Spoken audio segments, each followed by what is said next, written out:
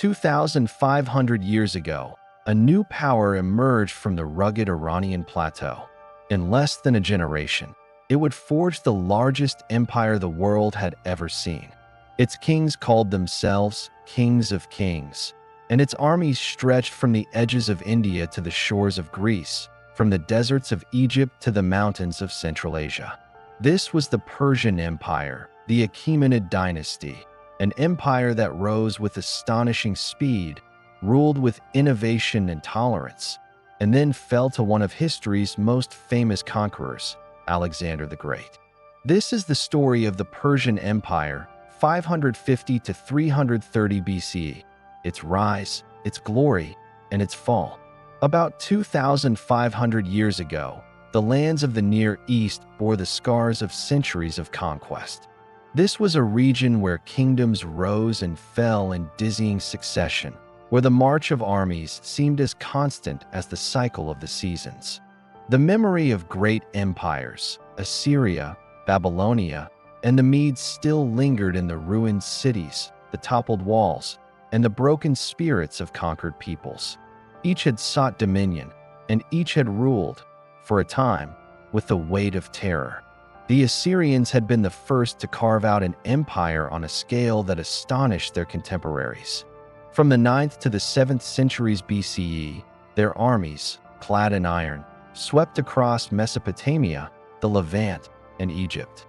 They left behind a reputation for merciless brutality, cities reduced to ash, captives flayed alive, populations uprooted and deported. Assyria ruled not by consent but by fear, and for a century, it seemed that fear alone could hold together a patchwork of nations. But fear breeds resentment. When Assyria finally collapsed around 612 BCE, its capital, Nineveh, destroyed in a storm of fire and vengeance, it was as if the world rejoiced at the fall of a tyrant. From Assyria's ashes rose Babylon, led by the Chaldean dynasty. Under Nebuchadnezzar II, Babylon became the jewel of Mesopotamia. Its hanging gardens, its massive walls, and its great ziggurat towered over the Euphrates, symbols of power and splendor. Yet the Babylonians inherited Assyria's weakness, an empire built on dominance rather than partnership. When Nebuchadnezzar died, Babylon's strength ebbed quickly, leaving a fragile state vulnerable to the ambitions of others. In the north, the Medes emerged as another force. Originating from the Iranian plateau, they allied with Babylon to destroy Assyria, establishing a loose confederation of tribes and territories. Their rule, however, was unstable. Their authority stretched thin across rugged mountains and restless peoples. By the mid-6th century BCE, the Medes were a formidable power, but one beset by internal division. The ancient Near East at this moment was thus a region in flux. Old empires had fallen, and new powers struggled to hold what they had seized. It was a world defined by instability where might determined legitimacy, and where rulers clung to power through force rather than trust. For ordinary people, these cycles of conquest meant upheaval, deportation, and uncertainty. A farmer in Mesopotamia, a merchant in Anatolia, a priest in Babylon, they had all lived through generations of shifting masters, each promising dominion without end, each fading within decades. It was into this fractured landscape that the Persians emerged. At first, they were of little consequence. A semi-nomadic people from the arid lands of Persis, the southwestern corner of modern Iran, they were overshadowed by their cousins, the Medes, who dominated the plateau. The Persians themselves were divided into clans and tribes, living modestly in a rugged land of mountains and deserts. To the great powers of the Near East, they were provincial and insignificant, one of many peoples dwelling on the periphery of civilization.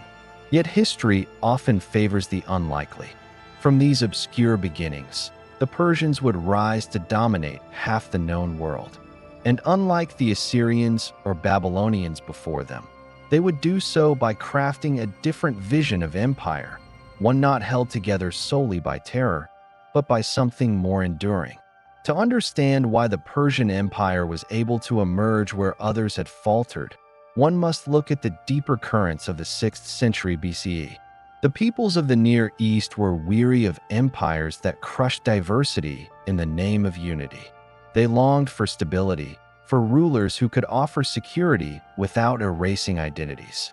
The harsh lessons of Assyrian tyranny and Babylonian arrogance had made clear that ruling through fear alone was unsustainable. The stage was set for a new model, an empire that could govern not just through force, but through compromise, respect, and inclusion. The Persians were uniquely positioned to fulfill this role. As Iranians, they shared cultural and linguistic ties with the Medes, giving them legitimacy in the eyes of their neighbors. Yet they were also distant enough from the ancient centers of Mesopotamia to bring fresh ideas, unburdened by the cycles of conquest and collapse that had plagued Babylon and Assyria. Their semi-nomadic heritage had instilled resilience, discipline, and adaptability qualities that would serve them well in the building of an empire. But the Persians alone could not explain what was to come. It required a leader, a visionary capable of uniting tribes and forging them into a power that could challenge the established order. That leader would soon arise in the form of Cyrus II, later remembered as Cyrus the Great. His emergence would transform the Persians from a scattered people into the architects of the greatest empire the world had yet seen. Looking back, the timing seems almost inevitable. The Medes were faltering, Babylon was weakening, and no other power had yet filled the vacuum left by Assyria's collapse. The ancient Near East was waiting for stability, for innovation, for a new power to bring order to chaos. The Persians, with Cyrus at their head, would step into this role with astonishing speed. And so, in 550 BCE, the first act of the Persian story began. Out of obscurity came a people ready to shape history, to build an empire that would stretch from the Aegean to the Indus, from the steppes of Central Asia to the deserts of Egypt. This was not merely the rise of another conqueror, but the birth of a new idea, that an empire could be vast and diverse, yet bound together not just by fear, but by vision. The world was waiting, restless and fractured. And into this waiting world, the Persians stepped an unlikely people with an extraordinary destiny. The year was 550 BCE.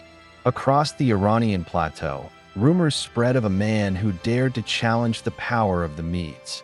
His name was Cyrus, son of Cambyses I, chief of the Persians. Until now, the Persians had been little more than vassals, overshadowed by their Median overlords. But Cyrus would upend this order, setting in motion a revolution that would ripple across continents. Born around 600 BCE, Cyrus belonged to the Achaemenid clan, a family of Persian nobles who traced their lineage back generations. Ancient sources, Greek historians like Herodotus, and later legends recorded in Persian tradition wove myths around his birth, painting him as a child destined for greatness. Some tales claimed the Median king, Astyages, had dreamt that his daughter's child would one day overthrow him. Fearing this prophecy, Astyages allegedly ordered the infant Cyrus killed. But, as so often in the myths of kings, fate intervened. The child survived, raised in obscurity, until the time came for destiny to unfold. While the details may be legend, what is clear is this: by mid-century, Cyrus had grown into a formidable leader, respected among his people for both his military skill and his charisma. Around 550 BCE, he rose against Astyages, king of the Medes, in open rebellion. The Persians, long subordinate, rallied behind him. In the ensuing conflict, Cyrus not only defeated Astyages, but absorbed the Median realm into his own. This victory was more than a change of masters. By bringing together Persians and Medes under one crown, Cyrus forged the foundation of what would become the Achaemenid Empire. The Persians gained legitimacy, while the Medes, though conquered, were not erased. They would become vital allies and administrators in the new order. This union of two Iranian peoples provided the manpower, the resources, and the cultural fusion that gave the empire its first strength. With the Medes subdued, Cyrus turned outward. His ambition did not rest on the plateau. To the west lay the wealthy kingdom of Lydia, ruled by Croesus, famed for his gold and his oracle-haunted fate. To the south stretched Mesopotamia, where Babylon, though still magnificent, was weakened by internal strife. To the east lay the nomadic tribes of Central Asia, restless and dangerous. Cyrus moved with extraordinary speed. First, he confronted Croesus. In 547 BCE, the armies of Persia and Lydia clashed at the river Halys. Croesus, believing himself secure, consulted the oracle at Delphi, which cryptically told him that if he went to war, he would destroy a great empire. Taking this as a promise of victory, Croesus advanced only to find that it was his own empire the oracle foretold. After a hard-fought campaign, Cyrus captured Sardis, the Lydian capital. Croesus' wealth fell into Persian hands, and the western frontiers of the empire expanded to the Aegean coast. From there, Cyrus turned southward. In 539 BCE, he marched on Babylon, the ancient city whose name had long been synonymous with power and splendor. By now, Babylon was weakened by internal divisions and unpopular rule. Its king, Nabonidus, was seen as neglectful, favoring the worship of the moon god Sin over the city's traditional deity, Marduk. Discontent brewed among priests and commoners alike. When Cyrus' army approached, Babylon did not resist with the ferocity of old. The city fell with remarkable ease, its gates opened, its streets spared from destruction. Cyrus's entry into Babylon became one of the defining moments of his reign. Unlike conquerors before him, he presented himself not as a destroyer, but as a liberator. On the famous Cyrus cylinder, discovered in the 19th century and often hailed as the world's first charter of human rights, he proclaimed that he came at the invitation of Marduk himself to restore proper worship and justice. He allowed exiled peoples to return to their homelands, including the Jews, who had been held captive in Babylon since the days of Nebuchadnezzar. In the Hebrew Bible, Cyrus is remembered as the anointed of the Lord, the king who ended the Babylonian exile. This policy of tolerance was revolutionary. Earlier empires had sought to impose uniformity, crushing the gods, languages, and traditions of their subjects. Cyrus charted a different course. He allowed diversity to flourish under the Persian banner. Conquered peoples could keep their customs, their temples, their priests, so long as they offered loyalty and tribute to the King of Kings. This approach not only reduced rebellion, but also fostered a sense of partnership, giving the empire a resilience that fear alone could never achieve. By the late 530s BCE, Cyrus' empire stretched from the shores of the Aegean to the fertile plains of Mesopotamia, from the mountains of Anatolia to the heart of Persia itself. It was the largest empire the world had yet seen, and it had been built in scarcely a generation. His vision of kingship was broader than any before him, his policies strikingly modern in their pragmatism. Yet Cyrus was not only a visionary, he was a warrior to the end. In 530 BCE, he campaigned eastward against the nomadic Massagetæ, a fierce people beyond the Seir Daria. Here, on the empire's rugged frontier, his destiny came full circle. According to Herodotus, Cyrus was killed in battle, perhaps even by the queen of the Massagetæ herself, who allegedly dipped his head in a skin filled with blood, declaring she had given him what he thirsted for. Whether true or embellished, Cyrus' death on the edge of his empire symbolized the risks of endless conquest. But though Cyrus fell, his legacy endured. He had forged a model of empire unlike any the ancient world had known, vast, diverse, and durable. His successors would build upon this foundation, but the vision was his. Across the centuries, rulers from Alexander to Rome to modern statesmen would look back on Cyrus as the archetype of the enlightened conqueror. In 550 BCE, when he first defied the Medes, Cyrus could hardly have imagined the scale of what he would achieve. Yet in less than 30 years, he transformed the Persians from a provincial people into the masters of half the known world. His reign marked not only the birth of the Achaemenid dynasty, but the dawn of an imperial tradition whose echoes would shape history for millennia. Cyrus the Great was gone, but the empire he founded was only beginning. Cyrus' reign was brief by the standards of the centuries that followed. Yet within those decades, he achieved what few rulers in history have matched. From the unlikely position of a provincial chief, he created the largest empire the world had yet seen, an empire stretching across 3 continents, embracing an astonishing diversity of peoples, languages, and faiths.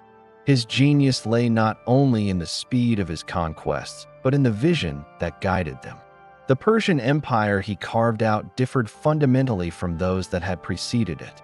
The Assyrians had ruled with an iron fist, relying on terror, mass deportations, and brutal reprisals to keep their subjects in line. The Babylonians, for all their splendor, had clung to ancient traditions of centralized, hierarchical rule that left little room for accommodation. Cyrus, by contrast, forged a model of empire that recognized diversity as strength. It was not a world of uniformity, but of unity through inclusion. After the defeat of the Medes around 550 BCE, Cyrus' ambitions turned outward in every direction. To the west lay Lydia, a wealthy kingdom on the Anatolian plateau, whose capital, Sardis, gleamed with the wealth of its king, Croesus. Lydia's prosperity was legendary. Its coins, struck in gold and silver, were among the first in the world, and the very word rich as Croesus would echo through history. Yet wealth and arrogance often bring vulnerability. Croesus underestimated the resolve of Cyrus and believed his alliances with Greek city-states and Egyptian powers would deter Persian aggression. The conflict culminated in a campaign that tested both sides. According to Herodotus, the decisive confrontation took place near the Halys River in 547 BCE. Croesus, misled by the ambiguous words of the Oracle of Delphi that if he crossed the river, he would destroy a great empire, found himself undone by his own confidence. That empire, of course, was his own. The Persians captured Sardis, and Croesus fell into Cyrus' hands. Later legends tell that Cyrus spared his defeated foe, impressed by his wisdom and humbled fate. Whether true or not, the capture of Lydia brought the Persian Empire to the shores of the Aegean, incorporating Greek-speaking Ionians into its dominion for the first time. From Anatolia, Cyrus turned eastward. The lands beyond Persia were home to fierce nomadic tribes and smaller kingdoms that had long been beyond the grasp of Mesopotamian rulers. Through both diplomacy and force, Cyrus extended his sway deep into Central Asia, securing the empire's vulnerable frontier. His campaigns against the Saka and other Iranian-speaking peoples not only expanded the empire, but also knit together the diverse tribes of the plateau into a broader Persian identity. Yet Cyrus' most celebrated conquest was the capture of Babylon in 539 BCE. By this time, Babylon was a city of immense wealth and prestige, its walls towering, its temples renowned, its priests and scribes heirs to a tradition stretching back thousands of years.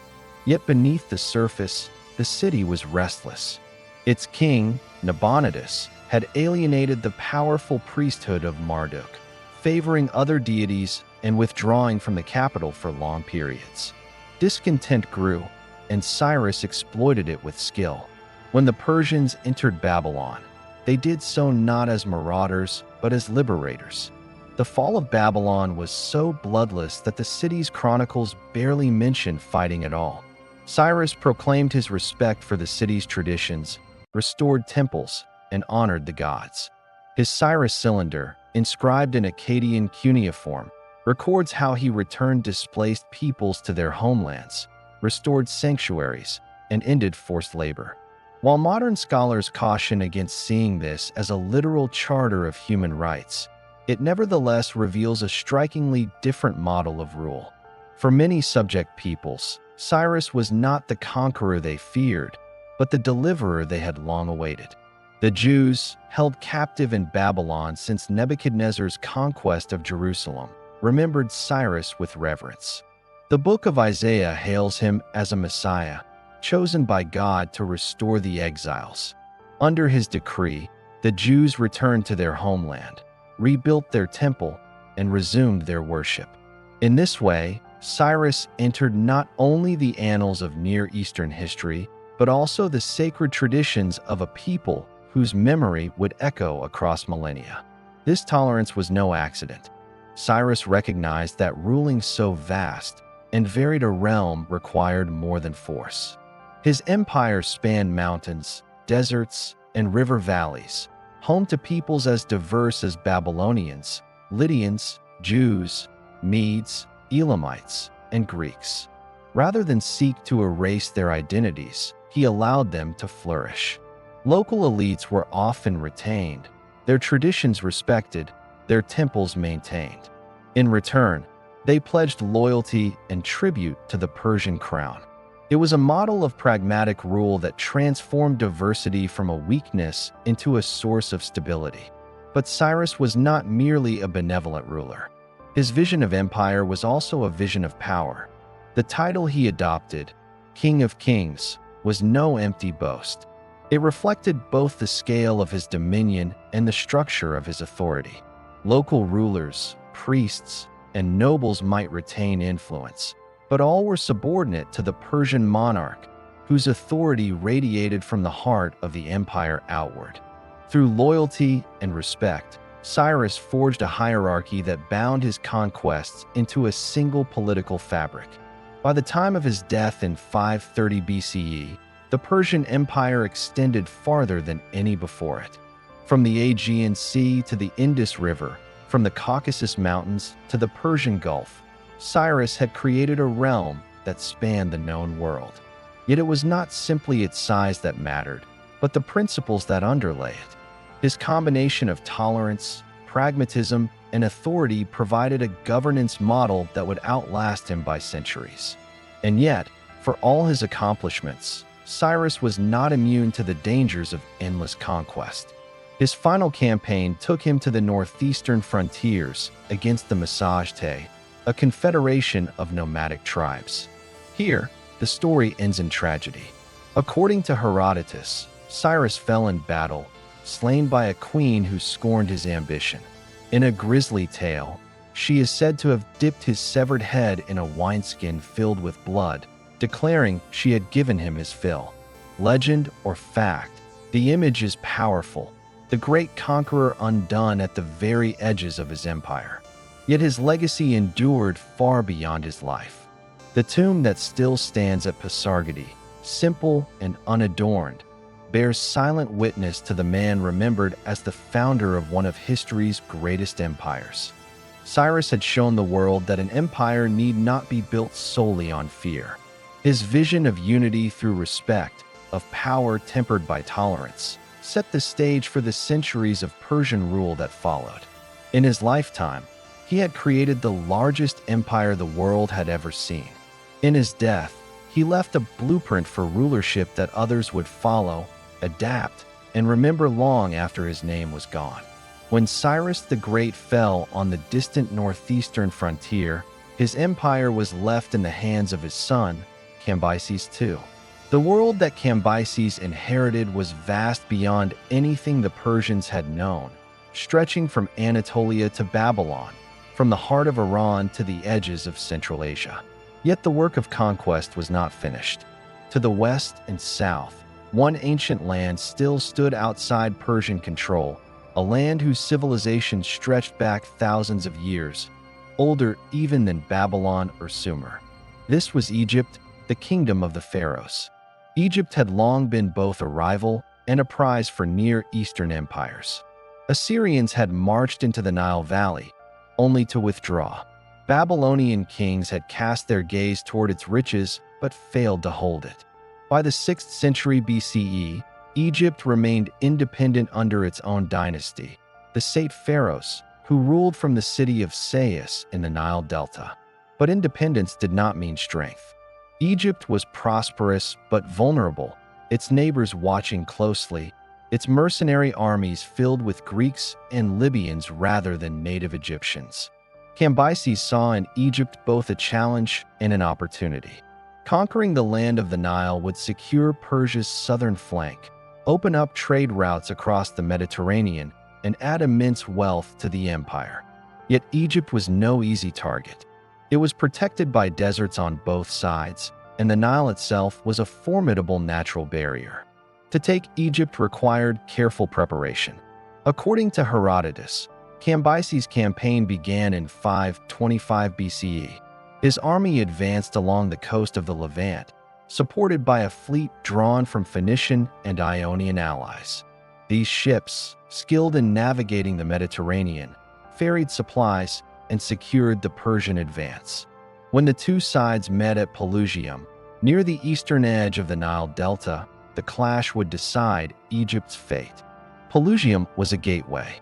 Whoever controlled it controlled access to the Nile Valley. The Egyptians, under Pharaoh Psamtik III, assembled their forces to resist.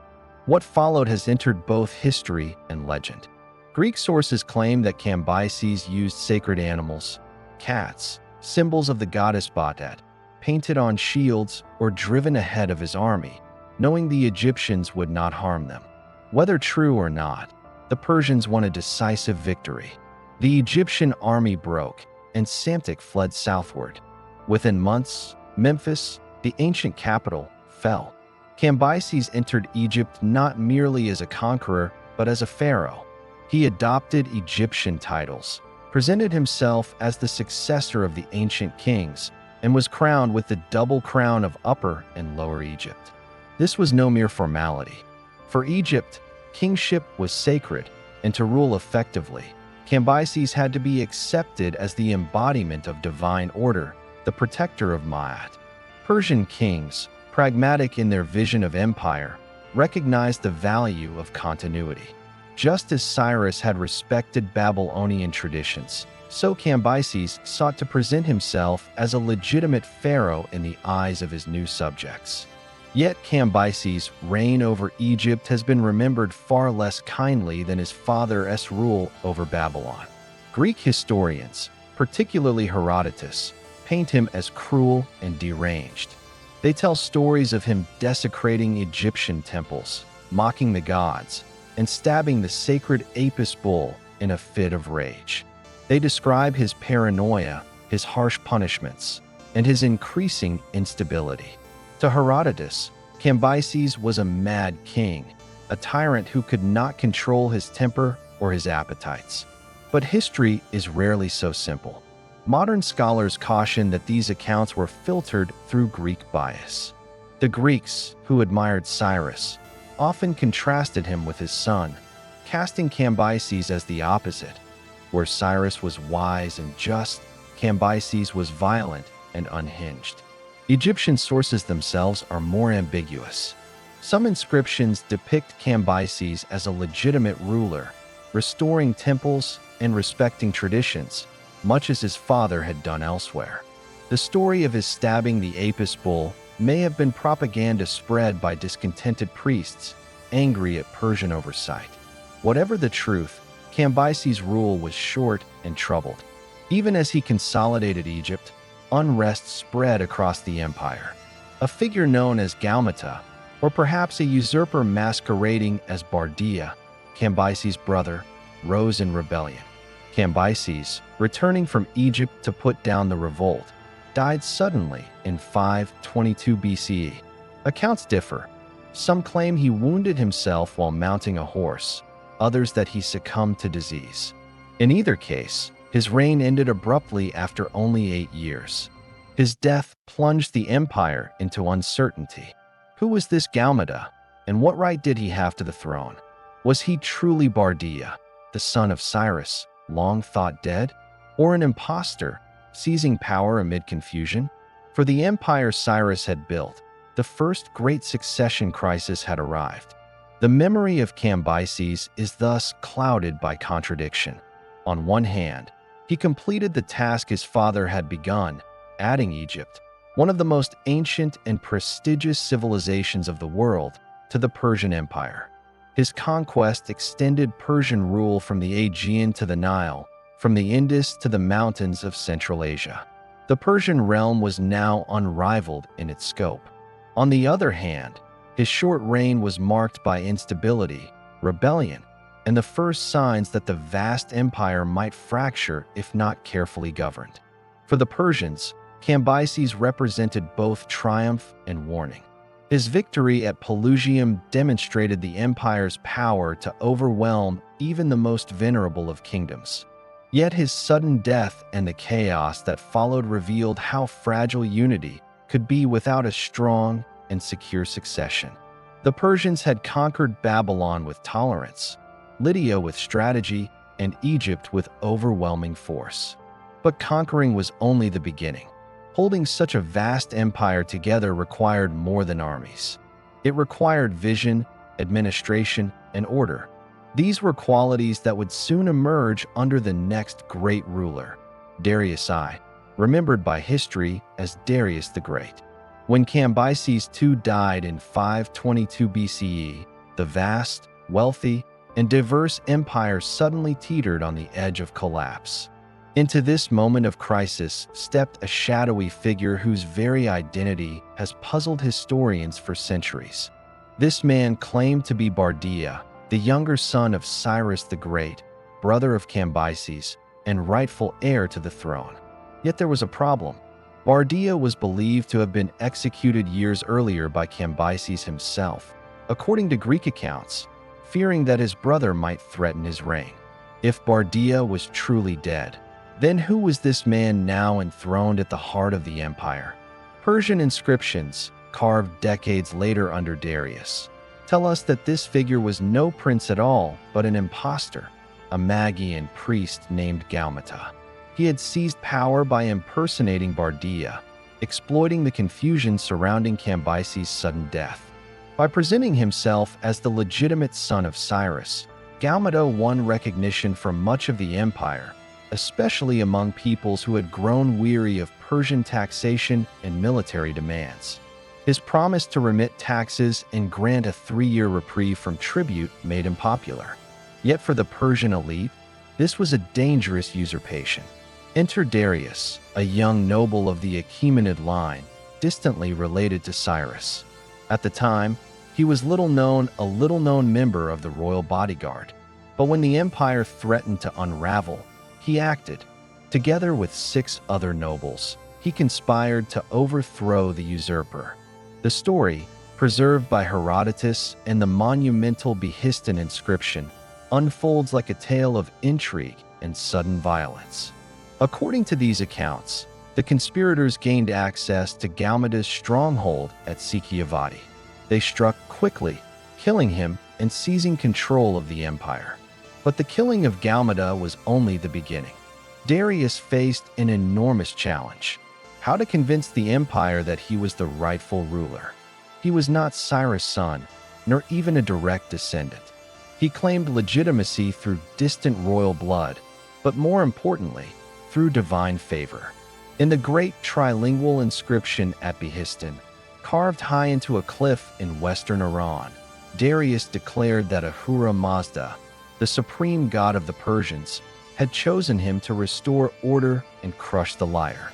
He presented himself not only as king, but as the upholder of truth against the forces of deceit. The Behistun inscription is one of the most extraordinary documents from the ancient world. Its vast relief shows Darius, bow in hand, standing over a prostrate Gaumata. Before him stand the chained figures of other rebels who challenged his rule. The accompanying text, inscribed in Old Persian, Elamite, and Babylonian cuneiform, is a detailed chronicle of rebellion and suppression. Darius names more than 20 battles fought across the empire in his first year alone, against rebels in Elam, Babylonia, Media, Parthia, and beyond. Each time, he insists, Ahura Mazda granted him victory. Each defeated foe is branded a liar who sought to deceive the people. This language of truth versus lie, Asha against Darius, was central to Zoroastrian thought, which shaped Persian kingship. By casting his enemies as liars and himself as the champion of divine truth, Darius framed his rise not as a naked coup, but as a holy mission. The rebellions Darius faced were not small.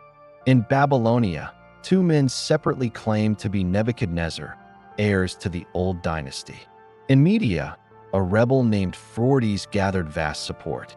In Elam, Persis, and Margiana, local leaders tried to throw off Persian rule. The empire, barely 30 years old, seemed on the verge of disintegration. Yet within 2 years, Darius had crushed them all. His ruthlessness was legendary. Thousands were executed, cities were punished, and the message was clear: Persia would not fracture. With rebellion suppressed, Darius turned to the task of ruling. And here, his genius surpassed that of Cambyses. While Cyrus had been the founder, the conqueror, and Cambyses the short-lived inheritor, Darius was the organizer, the architect of empire. He created the structures that would allow Persia not merely to survive, but to flourish for nearly 2 centuries more. He divided the empire into satrapies, administrative provinces each governed by a satrap, or governor. These satraps wielded considerable power, but were checked by royal officials known as the King Isai and King Isir, inspectors who reported directly to the king. This system balanced delegation with central oversight, ensuring no province could easily rebel without being noticed. He introduced a standardized system of taxation, ensuring that each satrapy contributed wealth to the royal treasury in proportion to its resources.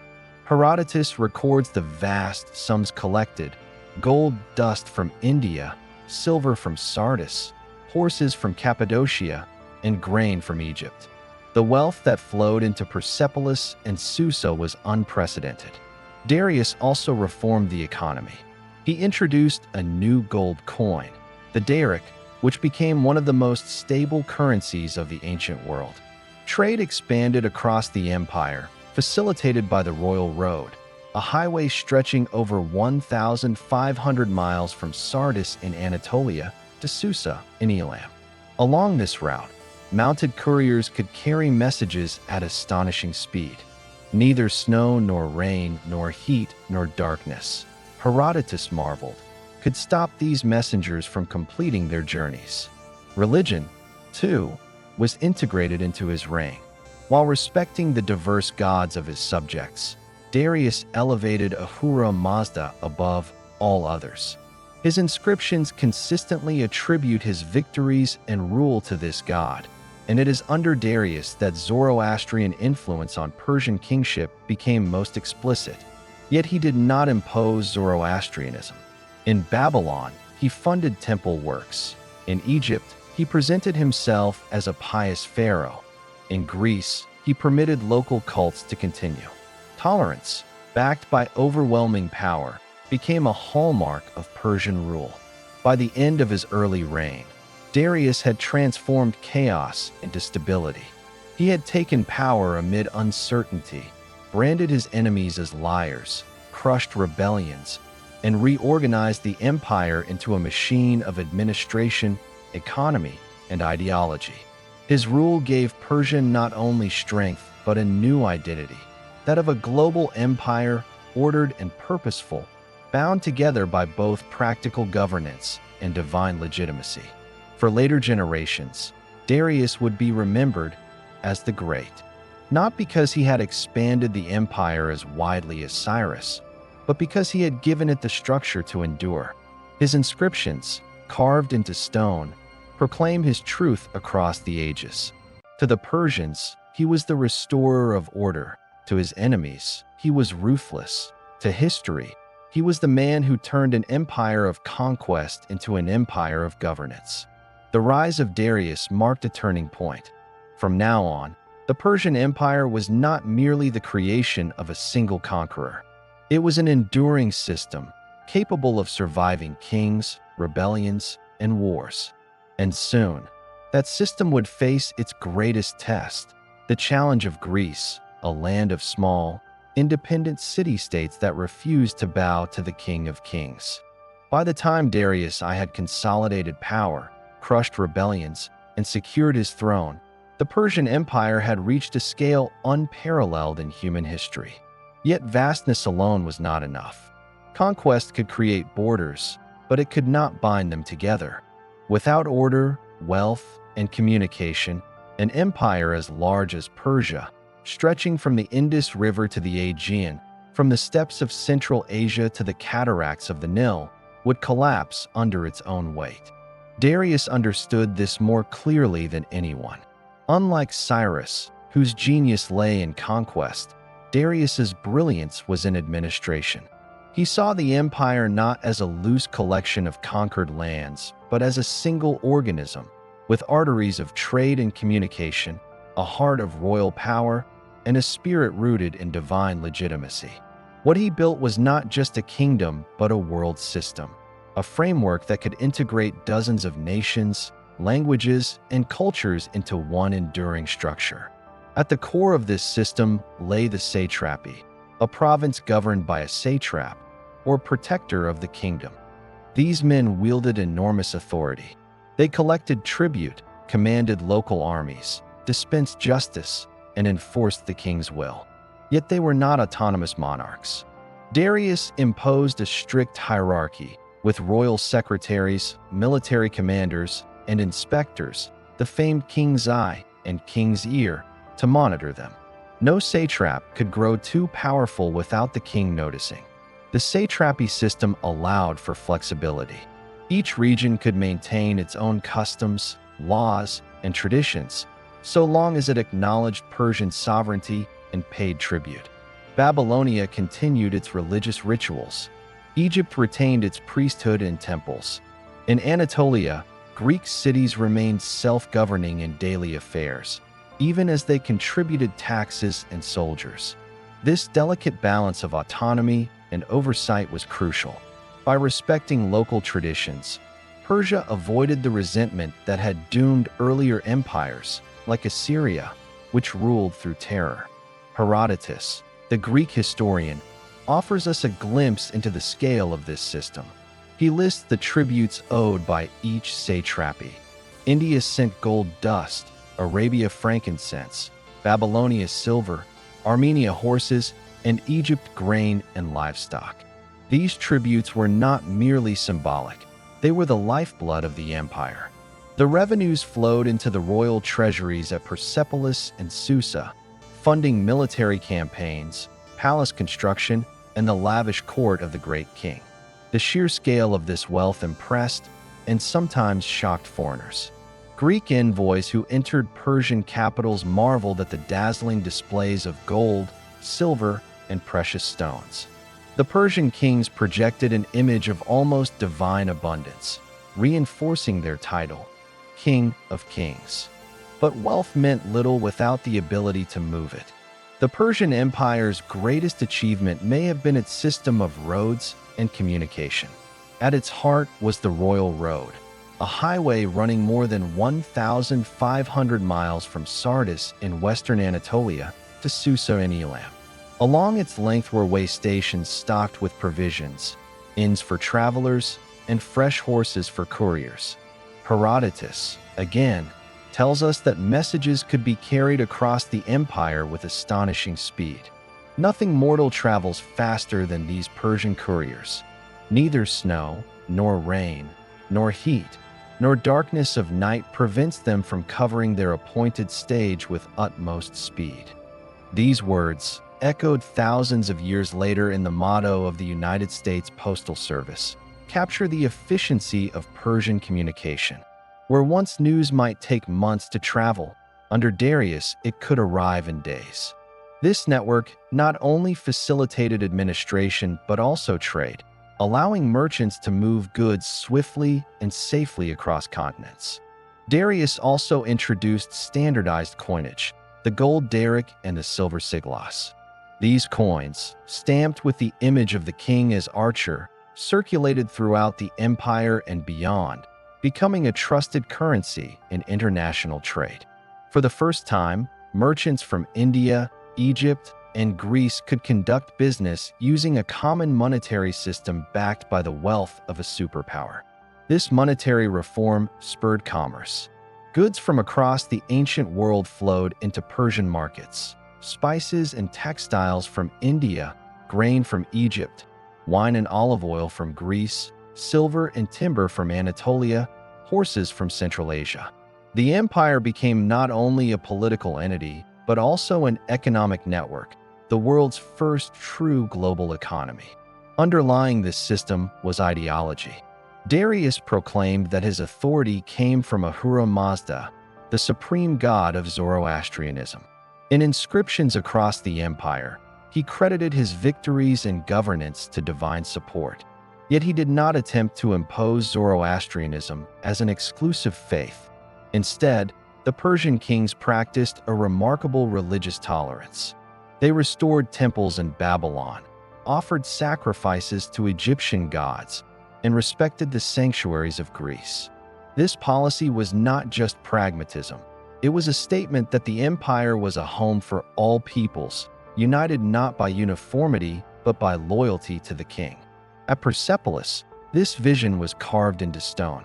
The reliefs lining its grand staircases show delegations from across the empire: the Elamites, Egyptians, Indians, Greeks, Scythians, each bringing tribute in their own cultural dress, carrying gifts from their lands.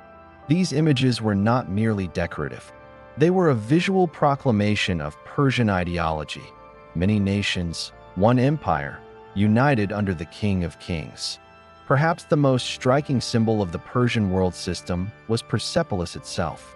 Founded by Darius, it was not meant to be an administrative center. Susa and Babylon served that role, but a ceremonial capital, a stage upon which the grandeur of the empire could be displayed. Built into a terrace at the foot of the Zagros Mountains, Persepolis was adorned with massive halls, towering columns, and intricate reliefs. The Apadana, or audience hall, could hold thousands. Here, each year, delegations from across the empire gathered to present tribute at the New Year festival. The scene reinforced the message of unity and hierarchy. All peoples, from the humblest satrapy to the richest, acknowledged the supremacy of the Persian king. Archaeology reveals the extraordinary wealth stored here. Tablets discovered at Persepolis record rations distributed to workers, payments in silver, and gifts to dignitaries. Far from being slaves, many of the laborers who built Persepolis were paid and fed, though at different levels depending on rank and skill. The image of the Oriental despot forcing slaves to build monuments, so often repeated in Greek accounts, is challenged by this evidence. Taken together, these elements, the satrapy system, the royal road, coinage, tribute, religious tolerance, and monumental architecture, formed what we might call the Persian order. It was more than an empire of conquest. It was a system of integration, one that could manage vast diversity without descending into chaos. Greek observers, often hostile, grudgingly admitted its efficiency. Xenophon, in his Cyropaedia, described Cyrus and his successors as master organizers. Others marveled at the sheer stability of Persian rule compared to the fragmented city-states of Greece. For nearly 2 centuries, the Persian system would prove resilient, surviving assassinations, rebellions, and wars. Yet this very system, so efficient and so grand, contained the seeds of future challenges. Its wealth made it a target for envy. Its tolerance, while pragmatic, was portrayed by enemies as weakness. And its very success in linking East and West brought it into confrontation with the rising powers of Greece. But for now, under Darius, the Persian Empire stood at its zenith. It was not just the largest empire the world had ever seen. It was also the most sophisticated, the first to create a world system that bound together continents, peoples, and cultures. Its legacy would echo long after its fall. The wars that would come to define the Persian Empire in the eyes of the Greeks began in earnest in 490 BCE on the plain of Marathon. For nearly a decade, tension had been building between the empire and the fractious city-states across the Aegean. Darius I, determined to punish Athens for its support of the Ionian revolt, launched an expedition across the sea. For the Persians, this was only one campaign among many, another effort to extend order to rebellious subjects and to bring the unruly Greeks into the fold. For the Athenians, however, it was a struggle for survival, and the stage was set for one of history's most famous battles. The Persian fleet carried tens of thousands of men, a mixture of Persians, Medes, and subject peoples from across the empire. Their landing at Marathon, some 25 miles from Athens, brought panic to the city. The Athenians, joined by a small contingent from the city of Plataea, mustered their hoplites, heavily armed citizen soldiers trained to fight in tight formation. Outnumbered, they nonetheless chose to meet the invaders head-on.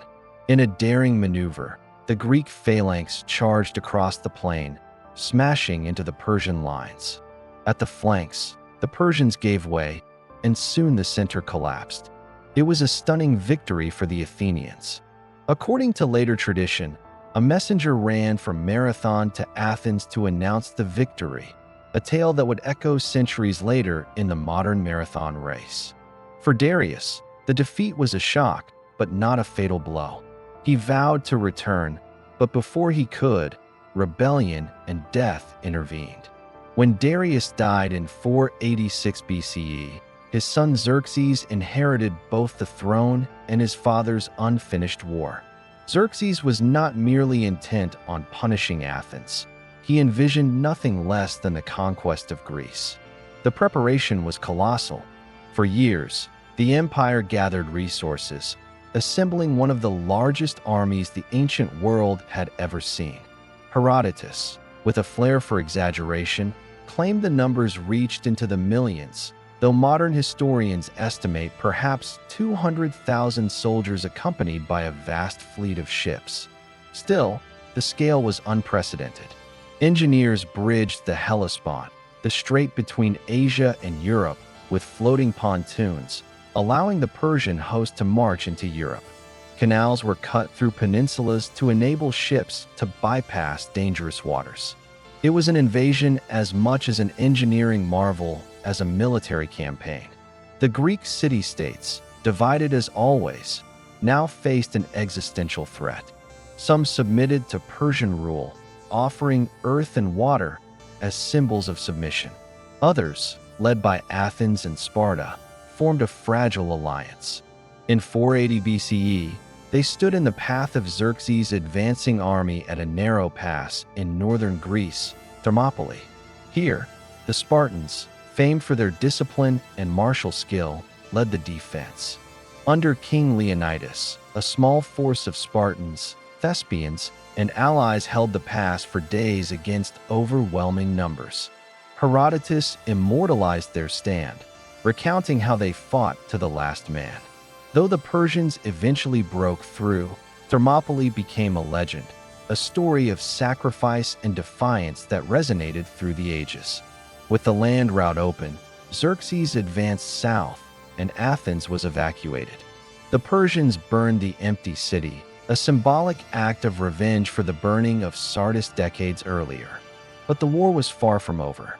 Themistocles, an Athenian statesman and admiral, lured the Persian fleet into the narrow straits of Salamis.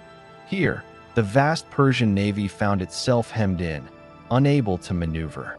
The smaller, more agile Greek triremes rammed and sank ship after ship. Watching from his throne on the shore, Xerxes saw his fleet destroyed before his eyes.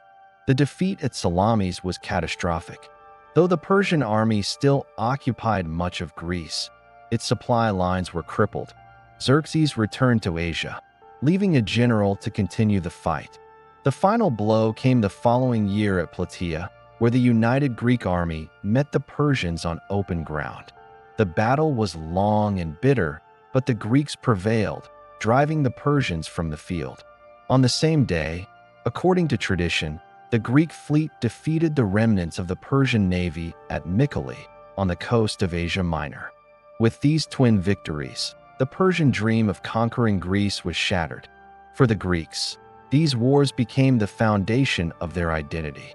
Marathon, Thermopylae, Salamis, and Plataea were remembered not only as battles but as symbols of freedom against tyranny, of small city-states defying a massive empire, of the triumph of the West over the East. Greek historians, poets, and dramatists retold the stories again and again, shaping a cultural memory that still lingers today.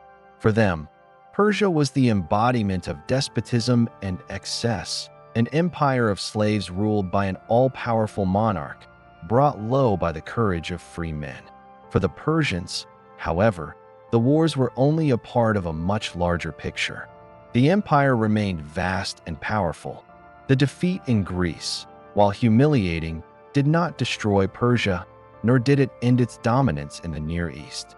In fact, the Persians retained control of Ionia and much of Asia Minor for decades to come. Yet in the Greek imagination, the Persian Wars loomed far larger than they did in Persia itself. The Greeks had confronted the greatest power of their age and lived to tell the tale. And their telling cast Persia in a light that would color Western views of the empire for centuries. The Persian Wars marked a turning point in history. They did not bring down the empire, but they revealed the limits of Persian power. An empire that could span 3 continents could still be checked by a handful of city-states on the edge of its frontier. The wars also transformed Greece, setting Athens on a path to an empire of its own. The wealth and prestige gained from defeating Persia fueled the rise of Athens as a naval power, the construction of the Parthenon, and the flowering of classical culture. Ironically, in failing to conquer Greece, Persia had helped create the conditions for its most enduring rival. In the centuries to come, the memory of these battles would shape not only Greek identity, but also the broader narrative of East and West. Yet in truth, the story was more complex. Persian kings were not the caricatures of decadence painted by Greek writers. They were rulers of a sophisticated empire, one that managed diversity with tolerance, built infrastructures of trade and communication, and commanded loyalty from dozens of nations.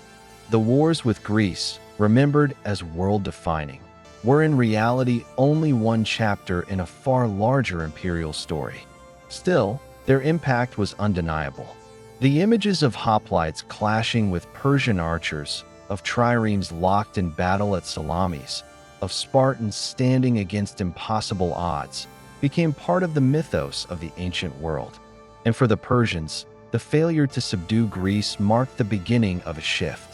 From now on, the empire's expansion would slow, and its energies would be consumed more by internal struggles and the maintenance of what it already possessed than by bold new conquests.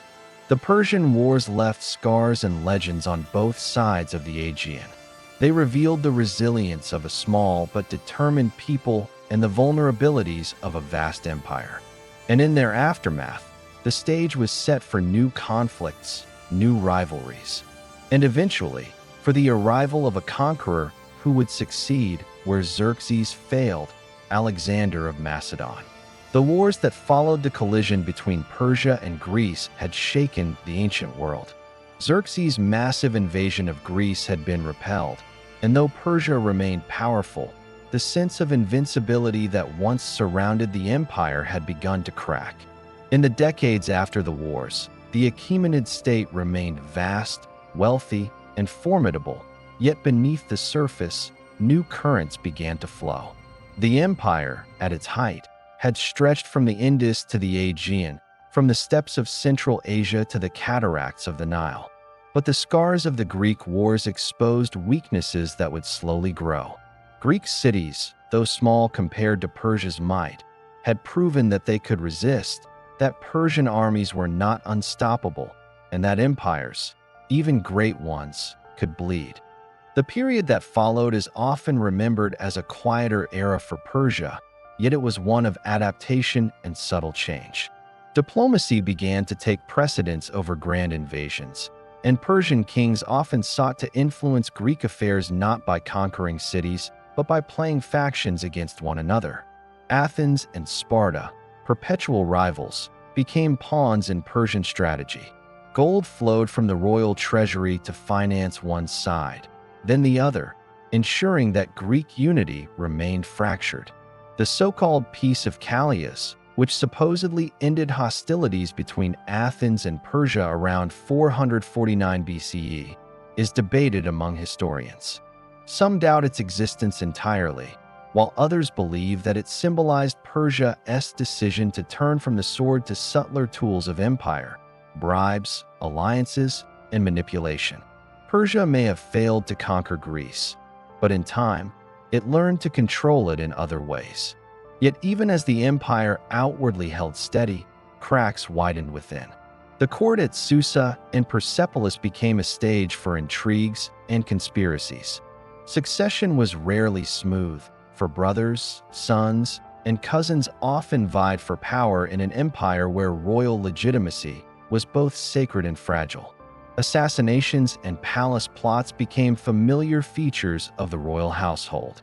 The grandeur of the kingship, the rituals of fire and tribute, the processions of satraps and envoys all concealed the fact that stability now rested on a more uncertain foundation than in the days of Cyrus or Darius. The satrapies, the great provinces of the empire, grew more independent. These satraps, often members of the Persian nobility, were entrusted with governing vast territories. They commanded armies, collected taxes, and dispensed justice. In theory, all power was derived from the king of kings, whose will was law across the empire. In practice, the further one traveled from Persepolis, the more power slipped into local hands. In places like Anatolia or Egypt, satraps sometimes acted almost as kings in their own right. Revolts erupted from time to time, suppressed with force but never entirely extinguished. The empire's size, once its greatest strength, now made it harder to control. The royal road still carried messengers at remarkable speed, but even the swiftest riders could not bring immediate unity to such a sprawling dominion. Economically, Persia remained a marvel. Tribute continued to flow into royal treasuries from the Indus Valley, from Phoenician ports, from the fields of Mesopotamia, and from the mines of Egypt. Gold and silver poured into Persepolis, where reliefs carved into stone depicted ambassadors from every corner of the empire bearing gifts for their sovereign. But this wealth, while immense, also fed corruption. The nobility lived in luxury, while common people, especially in rebellious regions, began to chafe under the weight of taxes and levies. Religion continued to play a quiet but powerful role. Zoroastrian traditions infused the empire's identity, stressing order against chaos, truth against the lie. The fire altars that burned in Persia's temples symbolized a cosmic battle that many believed also played out in human affairs. Kings presented themselves as chosen defenders of the truth ordained by Ahura Mazda. Yet within the empire, a multitude of beliefs persisted. Egyptians worshipped their gods, Babylonians theirs, Greeks theirs.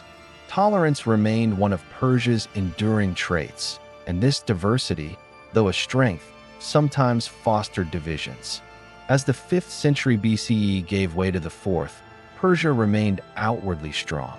But new forces stirred beyond its frontiers. In Greece, the city-states continued to clash, and Persia took full advantage. The Peloponnesian War between Athens and Sparta dragged on for decades, and Persia intervened by financing Sparta in exchange for influence over the Aegean coast. When Sparta triumphed, Persia reasserted dominance over Asia Minor, showing that it could still bend Greek affairs to its will. The King's Peace of 387 BCE formally recognized Persian authority over Ionia, a diplomatic triumph that would have pleased Darius and Xerxes had they lived to see it. In this way, Persia recovered much of what it had lost, not through armies but through patience and guile. But time was working against the empire. Internally, a sense of decay set in. The kings who followed Xerxes lacked the charisma and vision of their forebears. Artaxerxes I, Darius II, and Artaxerxes II presided over an empire still rich and vast, but increasingly defensive, reactive, and vulnerable to intrigue. Satrapal revolts became more frequent, particularly in Anatolia. Some were crushed, but the very fact that they arose revealed a weakening grip. The memory of Cyrus, Darius, and Xerxes lingered as golden ages now slipping into legend. The empire's enemies began to evolve. In Greece, after the Long War, new powers rose. Thebes briefly overshadowed Sparta. Then, from the northern fringe of the Greek world, a kingdom that few had once considered important began to rise: Macedon. Under Philip II, Macedon reformed its armies, introduced new tactics, and forged a unity that the southern Greeks had long lacked. Persia, preoccupied with its own divisions, underestimated this northern kingdom. Yet Macedon would soon unleash a storm that would sweep across Asia. By the middle of the 4th century BCE, Persia was still the largest and wealthiest empire in existence, but it was an empire of momentum rather than vision. The grandeur of Persepolis still awed those who visited. The ceremonies still proclaimed the majesty of the King of Kings, and armies could still be summoned from every corner of the realm. But the energy that had once driven the empire forward was fading. A new generation of Greeks, hardened by war and led by ambitious leaders, would soon look east with hungry eyes. The wars with Greece had ended long ago, but their shadow stretched across the decades. For Greece, they had inspired unity, myth, and pride. For Persia, they had planted doubt, weakened authority, and encouraged enemies. The empire endured, but it was no longer unassailable. The balance of power in the ancient world was shifting, slowly but inexorably. The Persians had once marched west with dreams of conquest. Now, in time, conquest would march east to their very heart. By the middle of the 4th century BCE, the Persian Empire still appeared to stand as a colossus. Its satrapies stretched across continents. Its palaces gleamed in Susa and Persepolis, and gold continued to pour into its treasuries from every corner of its domains. To outsiders, it seemed eternal, a fixture of the ancient world. Yet history is rarely kind to such illusions. Beneath the surface, cracks deepened. Satraps acted as semi-independent rulers, court factions schemed against one another, and revolts stirred across its vast territories. In Anatolia, Egypt, and Bactria, challenges to royal authority erupted with increasing frequency. The grandeur of the Achaemenids endured in stone, but in the flesh and blood politics of empire, weakness had begun to fester. Into this shifting world stepped a kingdom that few Persians would have once considered a threat. Macedon lay in the rugged north of Greece, a land of mountains and pastoral valleys. To the great cities of Athens and Sparta, it was often dismissed as a backwater, a frontier realm where rough kings ruled over semi-barbarous tribes. But this perception hid a dangerous truth. Under the reign of Philip II, Macedon transformed. Philip, hardened by years as a hostage in Thebes, absorbed the lessons of Greek warfare and statecraft. When he ascended the throne in 359 BCE, Macedon was weak and beset by enemies. By the time of his assassination in 336 BCE, it had become the preeminent power in Greece. Philip's genius lay not only in diplomacy, but in military reform. He created a new army that combined the discipline of the Greek hoplite phalanx with innovations of his own. Armed with the sarissa, a pike far longer than the spears of other Greeks, his phalanxes became nearly impenetrable walls of iron. He trained them with relentless precision, drilling them into formations that could maneuver with uncanny coordination. Around them, he built a balanced force of cavalry, archers, and light troops. making the Macedonian army one of the most formidable fighting machines the ancient world had yet seen. As Macedon rose, Persia watched with only passing concern. Its kings had grown accustomed to manipulating Greek politics through gold rather than armies. Indeed, Persia had even supported rival factions in Greece, sometimes backing Athens, Sparta, whichever ensured division and weakness. But Philip changed the rules. Through both war and alliance, he subdued the city-states one by one. The Sacred War brought him influence over central Greece, while his victory at Chaeronea in 338 BCE shattered the combined forces of Athens and Thebes. With that triumph, Philip created the League of Corinth, a federation of Greek states under Macedonian leadership. For the first time in centuries, Greece was united, if unwillingly, under one power. And Philip had a grand vision: to turn this newfound unity outward, to strike at the Persian Empire itself. The idea of avenging Greece's past wounds at Persian hands had long lingered in the Greek imagination. Memories of Xerxes' burning of Athens, of Persian invasions, of decades of rivalry and humiliation remained potent. Philip seized upon this sentiment, presenting his campaign as a war of retribution. But his death, sudden and violent, cut the plan short. Assassinated during a festival, Philip left his throne to his young son, Alexander, barely 20 years old. Many believed Macedon would fracture upon his death. Instead, the world would soon witness the rise of one of history's most extraordinary conquerors. Alexander inherited not only his father's throne, but also his vision. From his earliest years, he had been groomed for greatness. Tutored by Aristotle, steeped in Greek philosophy, literature, and science, Alexander absorbed both the intellectual traditions of Hellas and the martial ethos of Macedon. He idolized heroes of legend, Achilles above all, and dreamed of carving his own immortal name into history. Within months of his accession, he stamped his authority upon Greece. Rebellions broke out in Thebes and elsewhere, testing his resolve. Alexander responded with ruthless swiftness, destroying Thebes almost entirely, sparing only temples and the house of the poet Pindar. The message was clear: Macedon's unity would endure, and Greece would march under his command. In 334 BCE, Alexander crossed the Hellespont into Asia, leading some 40,000 troops, an army small compared to Persia's vast levies, but drilled, disciplined, and led with unmatched charisma. As he stepped onto Asian soil, legend says he cast a spear into the land, claiming it as a gift from the gods. For the Persians, this was not the first Greek incursion. They had dealt with invasions before. Yet this time would prove different. At the Battle of Granicus, Alexander faced Persian satrapal forces in Asia Minor. The Persians, confident in their cavalry, underestimated the cohesion of the Macedonian phalanx and the daring of Alexander's companions, his elite cavalry. The result was a decisive victory.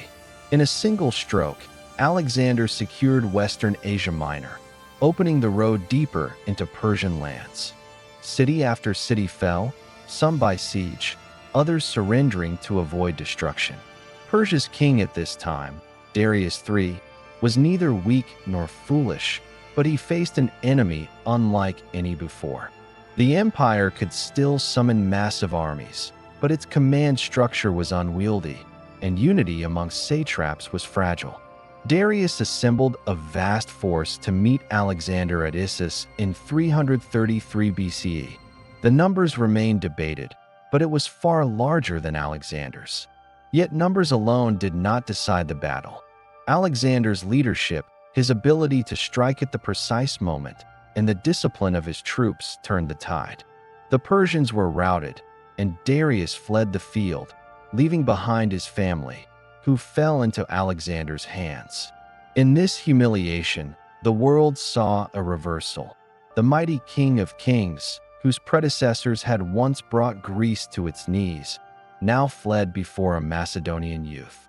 Alexander treated Darius's captured family with respect, even honor, presenting himself not merely as a conqueror, but as a rival king with legitimate claims. This was more than propaganda. It was part of a broader vision. Alexander did not simply seek to destroy the Persian Empire. He sought to inherit it.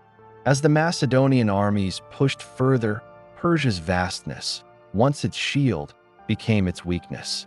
The royal road carried news swiftly, but satraps hesitated, mistrusted, or sought their own advantage.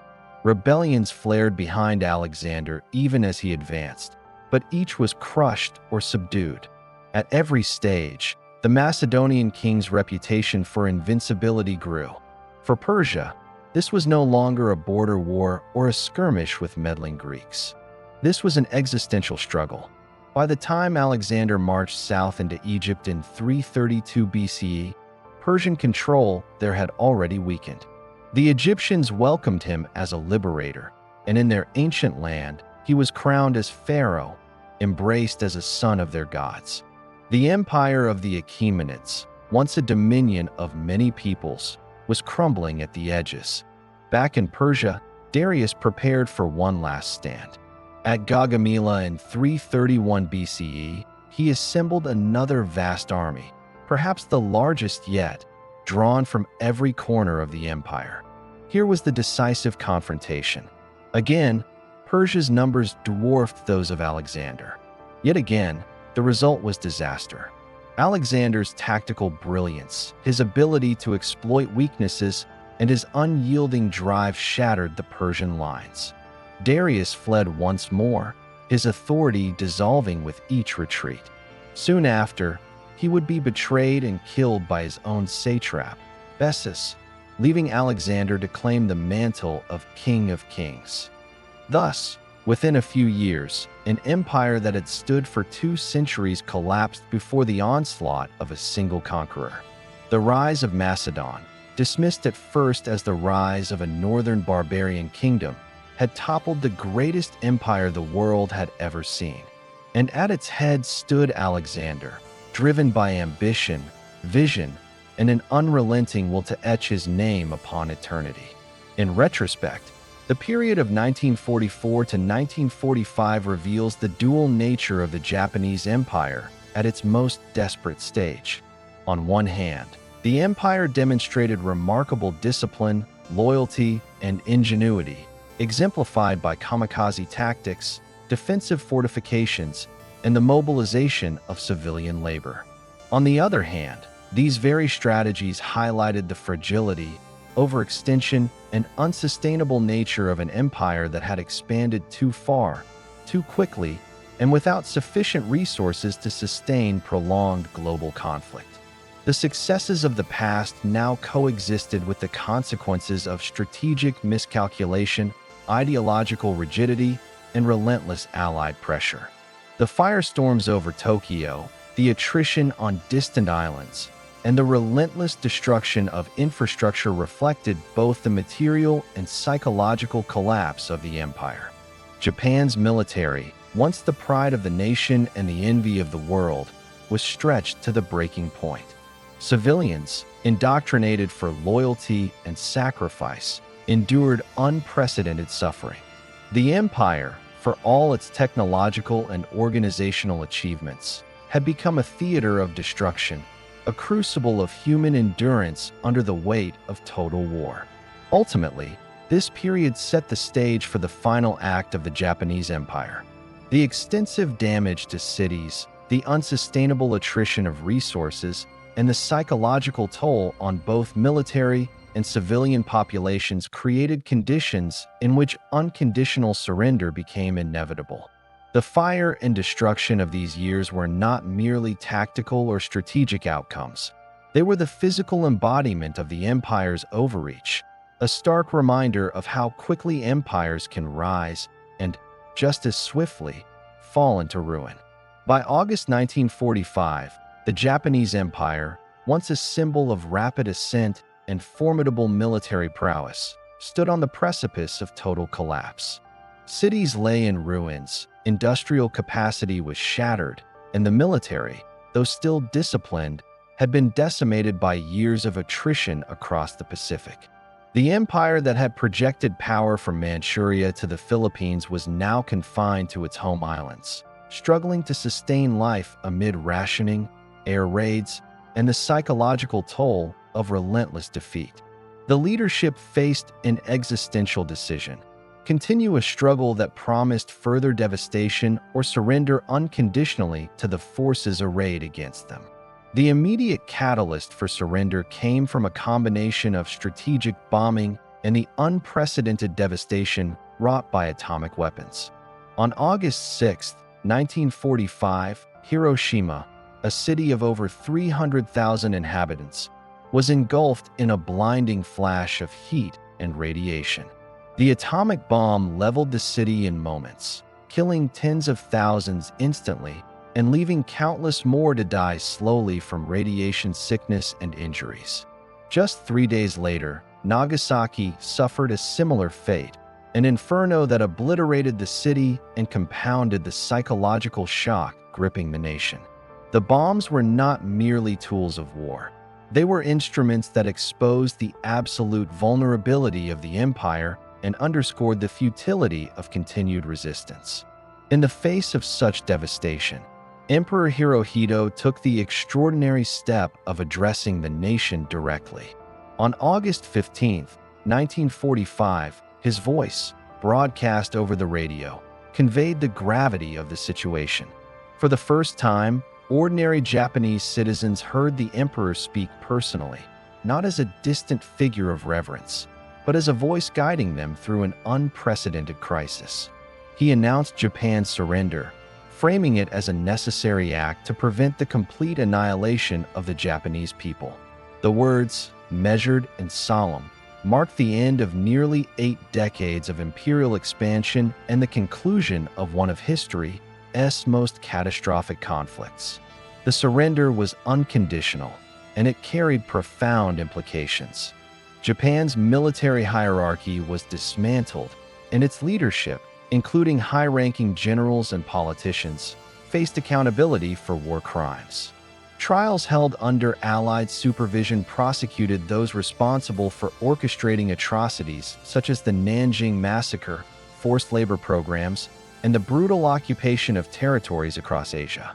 These proceedings, unprecedented in scope, not only sought justice but also symbolized the collapse of the moral and legal authority that the Japanese Empire had long wielded both domestically and abroad.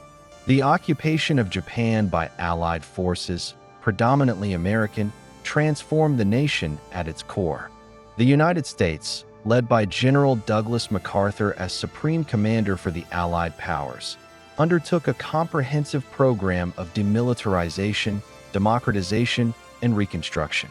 Military facilities were disbanded, weapons stockpiles seized, and former combatants reintegrated into civilian life under strict oversight. The emperor, once considered divine, was retained as a symbolic figure, but his political and military authority was stripped. Japan's governance was recast under a constitution imposed under Allied supervision, emphasizing civilian control, pacifism, and the renunciation of war as a national policy. Social and economic reforms accompanied the political restructuring. Land reforms redistributed property from large landlords to tenant farmers, fundamentally altering the rural economy. Labor rights were expanded, women gained new legal protections, and education was reoriented to emphasize democratic principles rather than militaristic indoctrination. These measures sought to dismantle the hierarchical structures that had underpinned imperial authority and cultivate a society capable of self-governance and peaceful development. The cultural impact of surrender and occupation was profound. For decades, Japanese citizens had been immersed in propaganda emphasizing loyalty, obedience, and national superiority. The sudden exposure to defeat and external authority forced a re-evaluation of identity, purpose, and the meaning of national pride. Civilians grappled with guilt, trauma, and the tangible consequences of war. Families who had lost sons, brothers, and fathers and who had witnessed cities obliterated, faced the daunting task of rebuilding both their lives and a society that had been thoroughly reshaped by decades of militarism and empire. Economically, Japan faced near total devastation. Industrial centers, transportation networks, and agricultural production had been disrupted or destroyed. Food shortages, inflation, and unemployment were rampant, threatening social stability. The American occupation initiated programs to stabilize the economy, including the provision of aid, investment in infrastructure, and support for industrial recovery. These measures laid the foundation for what would later become the post-war Japanese economic miracle, transforming a defeated nation into one of the world's leading industrial powers within a few decades. The occupation also emphasized accountability and historical reckoning. Japanese society was forced to confront the realities of imperial aggression, the human cost of war, and the consequences of militarism. Museums, trials, and public education began to document atrocities, fostering a collective understanding of the empire's darker legacy. This period was marked by a tension between remembrance and the desire to rebuild a society struggling to reconcile pride in cultural achievements with acknowledgement of moral failings. Internationally, Japan's surrender reshaped the balance of power in Asia. Former colonies, previously under Japanese control, began to assert independence, with Korea, Taiwan, and territories in Southeast Asia entering transitional periods of governance. China, fragmented but emerging from years of occupation and resistance, reclaimed its territories. The United States established a strategic presence in the Pacific, ensuring both security and influence over the post-war order. Japan's defeat marked not only the end of an empire, but also a dramatic realignment of regional and global power structures. For Japanese citizens, the surrender and occupation were a period of profound adjustment. The emperor, once worshipped as a divine figure, became a constitutional monarch, symbolizing continuity without authority. Military officers and government officials who had directed the conquest were removed or prosecuted, and ordinary people were encouraged to participate in the reconstruction of a peaceful, democratic society. Education, media, and civil institutions were leveraged to promote new values, emphasizing civic responsibility, equality, and pacifism. This transformation represented both a rupture from the past and a deliberate effort to prevent the resurgence of militarism. Psychologically, the surrender was a shock of unprecedented magnitude. The narrative of national destiny, indoctrinated through decades of education and propaganda, had collapsed almost overnight. Citizens had been taught that Japan was destined to lead Asia, that its military and moral superiority were unquestionable. Now, the reality of defeat, occupation, and reconstruction imposed a humbling and often disorienting reorientation of identity. Survival, adaptation, and resilience became the new imperatives for a society emerging from empire into subjugation and rebirth. The occupation also introduced a paradoxical dynamic. The presence of foreign authority, while necessary for demilitarization and reconstruction, created both resentment and an opportunity for learning. Japanese society observed, absorbed, and adapted elements of Western governance, economic management, and social organization, integrating them into a uniquely Japanese post-war culture. The transformation was neither smooth nor uncontested, yet it laid the foundation for a society capable of innovation, stability, and rapid industrial growth. Ultimately, the surrender and occupation of Japan illustrate the profound consequences of imperial overreach. The empire that had risen with remarkable speed, reshaping Asia and the Pacific, collapsed under the combined weight of military defeat, economic strain, and moral reckoning. Cities lay in ruins, the population traumatized, and political structures dismantled. Yet within this devastation lay the seeds of regeneration, a society that would emerge from the shadow of empire, transform its economy, and redefine its place in the world. The story of surrender is also a testament to the interplay between power, morality, and consequence. Japan's empire, sustained by discipline, ideology, and military might, confronted limits it could not overcome. The atomic bombings, total warfare, and international occupation exposed vulnerabilities inherent in even the most disciplined and ambitious empires. Surrender, while painful, created the conditions for reflection, reconstruction, and the eventual emergence of a society focused on peace and prosperity rather than conquest. By the end of 1945, the Japanese Empire had ceased to exist as a political and military entity. Its territories were liberated or returned, its military dismantled, and its governance transformed under occupation. The emperor remained as a symbolic figure, linking past and present, but stripped of authority. Japan, once a rapidly rising imperial power, was now a nation in recovery, tasked with confronting the legacies of ambition, brutality, and overreach while forging a new identity in a radically altered world. The end of the Achaemenid Empire in 330 BCE might suggest a finality, a line drawn under 2 centuries of Persian rule. Yet history rarely closes so neatly. Empires may collapse, but their legacies ripple outward, shaping the worlds that come after. The Persian Empire, though conquered by Alexander, left behind a framework of governance, culture, and ideology that endured long after its palaces lay in ruins. In many ways, its memory outlasted the empire itself, woven into the DNA of later civilizations and lingering in the ruins that still stand today. Alexander, for all his triumph, was not blind to this reality. Having destroyed Persepolis in a blaze of vengeance and excess, he quickly shifted toward admiration and adoption. He wore Persian robes, sat upon the Achaemenid throne, and demanded proskynesis, the ceremonial bow of Persian courtiers, from his Macedonian companions, though this act sparked outrage among his Greek followers. He staged grand ceremonies in the style of the Persian court and married Roxana, a Sogdian princess, followed by a mass wedding in Susa that joined his officers to Persian noblewomen. To many of his Greek and Macedonian contemporaries, these choices seemed like betrayal.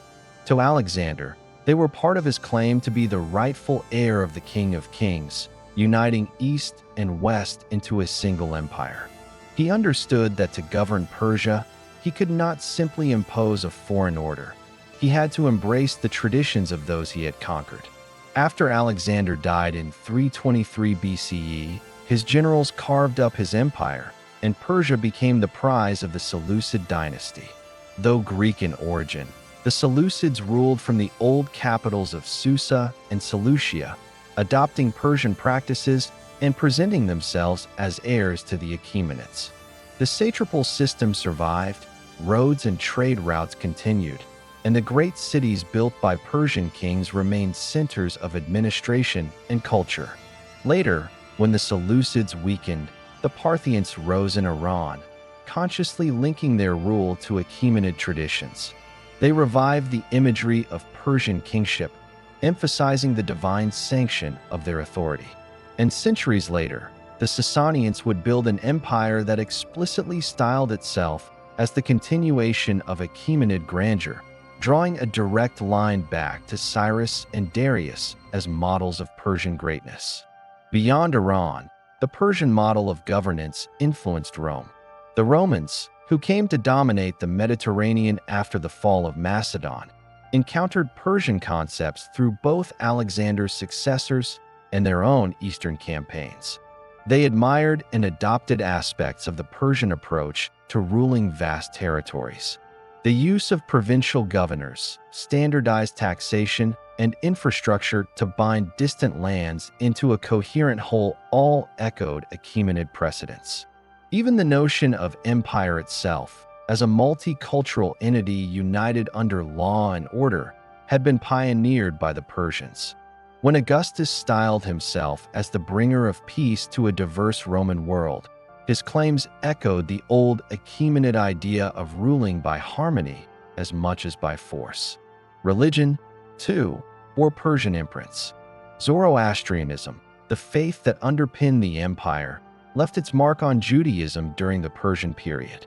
After Cyrus allowed the Jews to return from Babylonian exile, Persian influence lingered in Jewish thought, particularly ideas of cosmic dualism, angelology, and eschatology.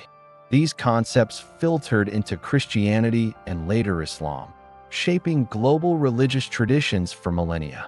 The Persian emphasis on truth, justice, and the cosmic struggle between good and evil became part of humanity's shared spiritual vocabulary. On the cultural front, Persian art and architecture continued to inspire long after Persepolis lay in ashes. The reliefs of tribute bearers, carved in stone, depicted a vision of empire as a family of nations. This imagery influenced later empires in how they presented themselves, not as mere conquerors, but as leaders of a world order. The columns of Persepolis, with their double bull capitals, inspired architects centuries later. Even today, when travelers stand before the gate of all nations or the ruins of the Apadana, they glimpse the ambition of an empire that once sought to represent the whole known world in stone. The legacy of the Persian Empire also lies in its philosophy of power. Where Assyria had ruled through terror and destruction, Persia often ruled through integration and tolerance. Cyrus's policy of allowing people to worship their own gods and maintain their customs was revolutionary in its time. It demonstrated that an empire could be sustained not by erasing diversity, but by embracing it. This lesson was not lost on later rulers. From the Romans to the Ottomans, successful empires often followed a similar path, understanding that inclusion could achieve what brute force could not. Yet the Persian legacy was also shaped by its enemies. Greek historians such as Herodotus and later writers cast Persia as the archetypal other, a decadent Eastern power against which Greek freedom and identity were defined. This narrative, though often exaggerated, shaped Western views of Persia for centuries. In the Greek imagination, Persia was both a threat and a foil, a civilization of immense wealth and grandeur, but also one corrupted by excess and tyranny. It is only through modern archaeology and Persian sources like the Behistun inscription that a more balanced view has emerged, showing an empire far more complex and innovative than its enemies portrayed. Today, the ruins of Persepolis, Pasargadae, and Susa still rise from the Iranian landscape. Though weathered and silent, they testify to a time when Persia stood at the center of the world.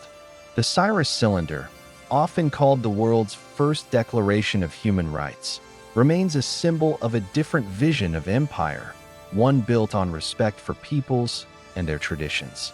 The very word, Iran, carries forward the legacy of that ancient lineage, rooted in the same soil that nurtured Cyrus and Darius.